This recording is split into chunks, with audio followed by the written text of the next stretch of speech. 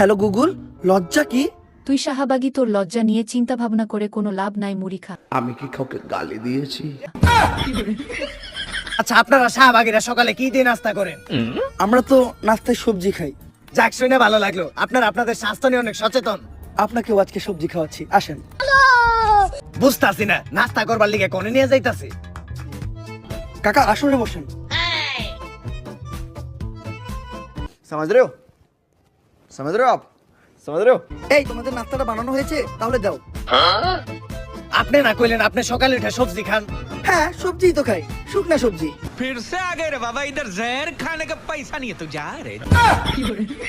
কিন্তু এটা তো গাঁজা। হ্যাঁ, আমরা শাহবাগীরা সকালের নাস্তায় খাই গাঁজা, কারণ গাঁজা যারা খায় তারা হলো রাজা। সাধারণ মানুষ তো খায় রুটি সাথে ডিম ভাজা।